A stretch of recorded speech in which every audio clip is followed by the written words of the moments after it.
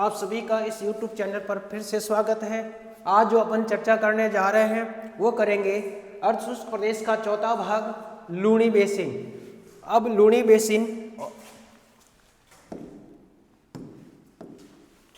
चौथा भाग है इसका लूणी बेसिन। समझे अपन पहले इसको मैप के माध्यम से।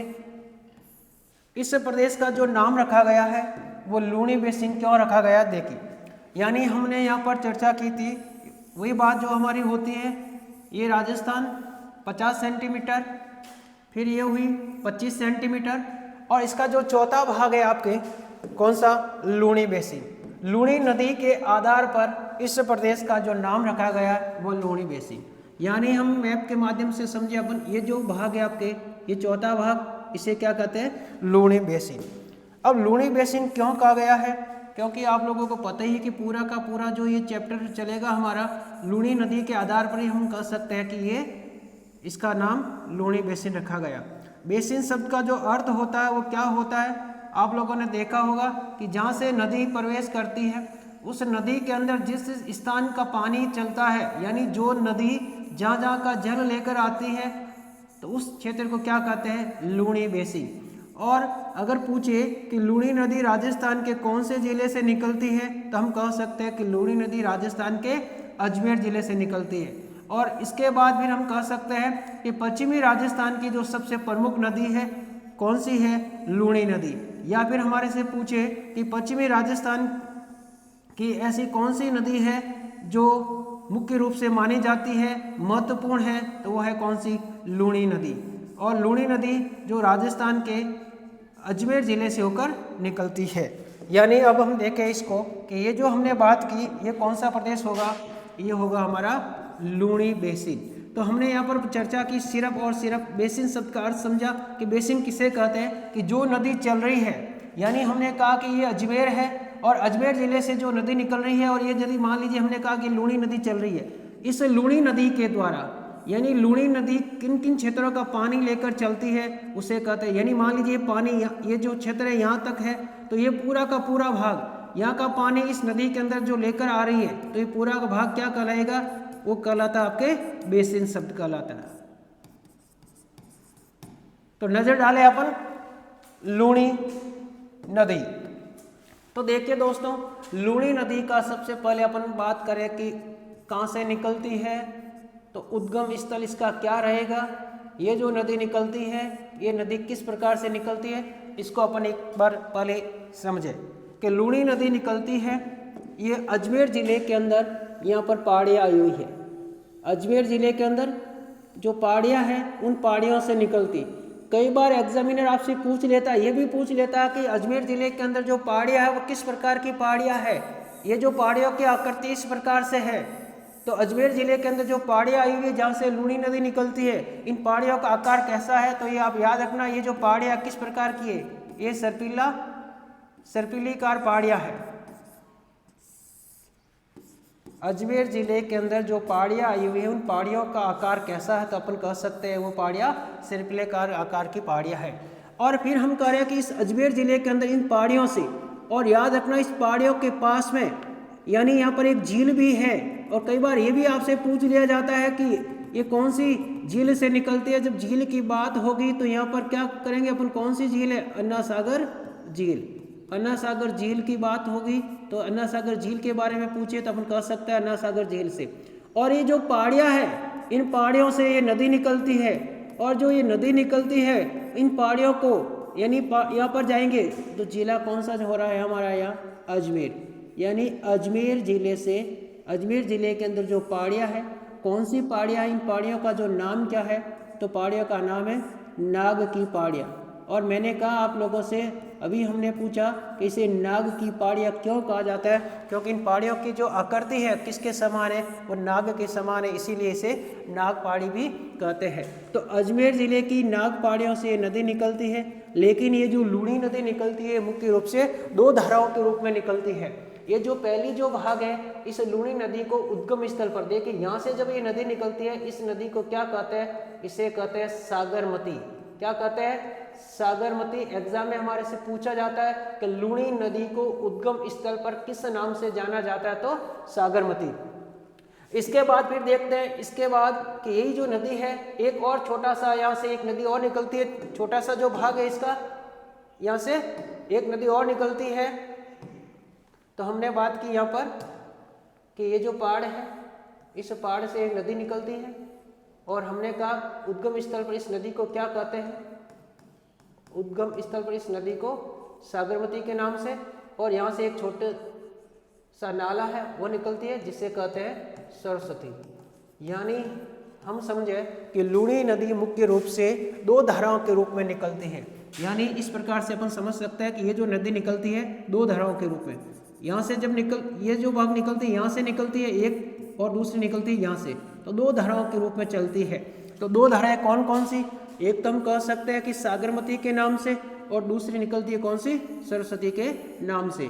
अब इसको दोनों जब नदियाँ निकलती है, दोनों ये इस प्रकार से नदी निकलती है, और अजमेर ज़िले के अंदर बीच में आता है एक स्थान आता है अजमेर ज़िले के अंदर, जिसे कहते हैं कौन सा? गोविंदगढ़।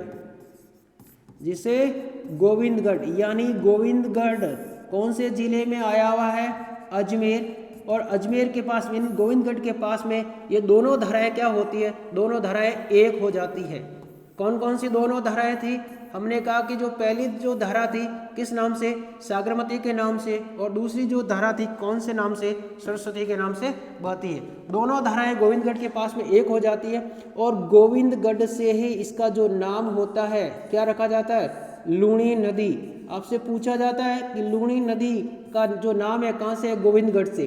गोविंदगढ़ के बाद में ये नदी सीधी आगे चलती है, और आगे बढ़ने के बाद में दोस्तों याद रखना ये जो नदी है पहले कितने जिलों के अंदर बहती थी? तो ये मुख्य रूप से पहले जो जिले कितने थे यहाँ पर? पहले 6 जिलों के अंदर बहती थी, लेकिन राजस्थान में नए जिलों का निर्माण होने के कारण ये जो नदी है इनके जिलों की संख्या भी चेंज हो गई। तो देखिए हम जो बात करें कि ये मुख्य रूप से जो नदी है ये राजस्थान के निम्न जिलों से होते हुए आगे जाती है, और इसके बाद में फिर हमने कहा कि ये जो नदी है इसका जो लूणी नाम होता है कहाँ से? गोविंदगढ़ से। और इसके बाद फिर ये नदी आगे बढ़ती है, और आगे बढ़ने के बाद ये क्या करती है? नदी बालोतरा तक जाती है। कौन सा जिला? बालोतरा तक। इसको अपन एक बार मैप के माध्यम से भी समझने की कोशिश करेंगे, लेकिन पहले अपन देख लेते हैं कि ये राजस्थान के निम्न जिलों से होते हुए कौन से ज़िले में प्रवेश करती है? बालोतरा। याद रखना बालोतरा वर्तमान में जिला है। तो मैं ये बता रहा हूँ कि गोविंदगढ़ से लेकर बालोतरा तक इस नदी का जो नाम रहता है वो नाम क्या होता है? लूणी नदी। और यहाँ तक इसका जो पानी मिलता है वो पानी कैसा मिलता है? मीठा पानी। यानी यहाँ तक इसका जो जल है मीठा जल होता है। लेकिन जैसे ही बालोतरा के बाद में जब ये नदी प्रवेश करती आगे जाती है, जब आगे प्रवेश करती है तो इस नदी का जो पानी होता है वो पानी कैसा हो जाता है? लवणीय पानी हो जाता है। यानी बालोतरा के बाद इस नदी के अंदर जो जल होता है वो कैसा जल हो जाता है? लवणीय जल हो जाता है। लवणीय जल होने के कारण ये जो नदी आप देखिए बालोतरा से आगे जाएंगे तो कौन कौन से ज़िले मिलेंगे आपको? बालोतरा से आगे जाएंगे अपन तो यहाँ पर जो ज़िला मिलेगा अपन को कौन सा? सांचौर। यानी सांचौर ज़िले के अंदर ये प्रवेश करेगी नदी सबसे लास्ट में, और सांचौर ज़िले में जब प्रवेश करेगी तभी इसका जल कैसा मिल जाएगा आपको? लवणीय जल मिल जाएगा। तो जब ये जिलों में जाएगी इसका पानी कैसा हो जाएगा? खारा पानी हो जाएगा। याद कीजिए बालोतरा से पहले हमने क्या कहा कि मीठा जल, बालोतरा के बाद इसका पानी कैसा हो जाता है? खारा पानी हो जाता है। इसी कारण इस नदी के जो अन्य नामों की जब बात होगी, इस नदी को क्या कहते हैं? इसे लवणीय नदी भी कहते हैं, और इसी नदी को खारी और मिट्टी नदी के नाम से भी, खारी मिट्टी नदी के नाम से भी जाना जाता है। और इसी नदी को लवणवती नदी भी कहते हैं। कौन सी नदी की बात कर रहे हैं अपन? लूणी नदी। और फिर हमने देखा इसी नदी को उद्गम स्थल पर किस नाम से जाना जाता है, तो हमारी बात हुई सागरमती के आधार पर। यानी उद्गम स्थल पर लूणी नदी को सागरमती कहते हैं। और मुख्य रूप से ये राजस्थान के कौन से ज़िले से निकलती है? अजमेर ज़िले से। और कौन सी पहाड़ियों से निकलती है? नाग पहाड़ियों से निकलती है। और नाग पहाड़ियों की जो आकृति होती है दोस्तों किसके समान होती है? वो सर्पिलाकार होती है। बाकी जितनी भी अपन बात करेंगे, जब नदी वाला चैप्टर लेंगे उसमें अपन इसमें बात करेंगे मैप में कि राजस्थान के कौन कौन से जिलों से होकर ये नदी बहती है, और इस लूणी नदी का जो दक्षिणी भाग है, इस लूणी नदी के दक्षिणी भाग को किस नाम से जाना जाता है, क्योंकि नदी वाले चैप्टर में अपन इसकी बात करेंगे उसे क्या कहते हैं, नेड या नेडा कहा जाता है। और सारी कि ये जो है नेड, ये नेडा कहा जाता है। इसके बाद फिर कहेंगे अपन कि इस जो लूणी नदी का जो दक्षिणी भाग है, यहाँ पर जो मिट्टी पाई जाती है, कैसी मिट्टी पाई जाती है, लवणीय मिट्टी पाई जाती है। तो सारी जो इसकी चर्चा करेंगे अपन जब नदी वाले चैप्टर में अपन करेंगे। तो हमने किसकी बात की, लूणी बेसिन। याद रखना कि लूणी बेसिन जो मुख्य रूप से राजस्थान के कौन से भाग में, दक्षिणी भाग के अंदर, और जो अर्धशुष्क प्रदेश का चौथा भाग था।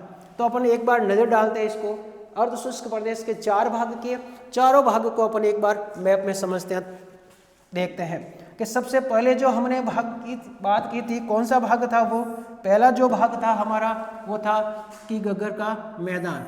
कौन सा भाग था, गग्गर का मैदान। और हमारी यहाँ पर जो चर्चा हुई थी कि गग्गर के मैदान को मुख्य रूप से कितने जिलों में बांटा गया था, तो हमने कहा गग्गर के मैदान को मुख्य रूप से वर्तमान में 3 जिलों में बांटा था। किसके आधार पर इसे गग्गर का मैदान कहा गया था, तो हमने कहा इस गग्गर नदी के आधार पर इसे गग्गर का मैदान कहा गया था।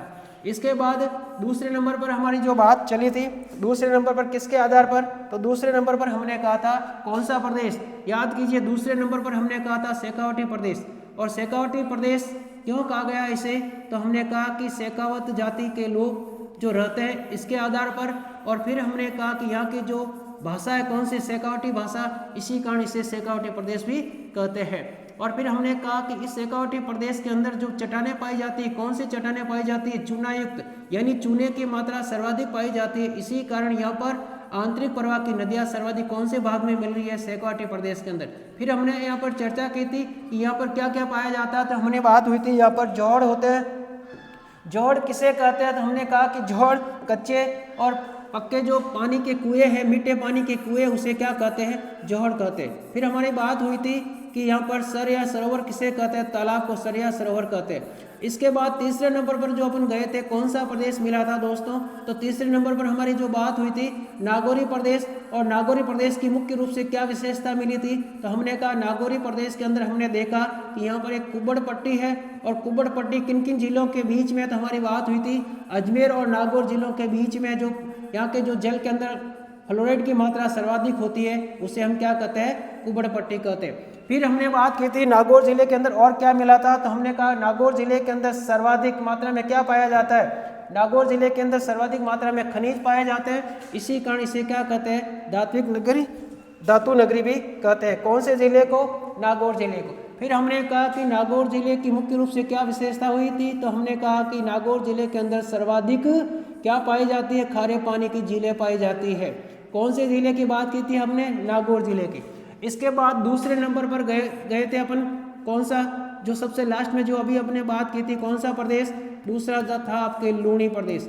लूणी प्रदेश किसे कहते हैं, तो लूणी प्रदेश की विशेषता हमने बताई थी कि लूणी प्रदेश लूणी नदी के आधार पर कहा गया। और लूणी नदी मुख्य रूप से कौन से जिले से निकलती है, तो हमने कहा कि लूणी नदी मुख्य रूप से अजमेर जिले की नाग पहाड़ियों से निकलती है और राजस्थान के निम्न जिलों से होते हुए चलती है।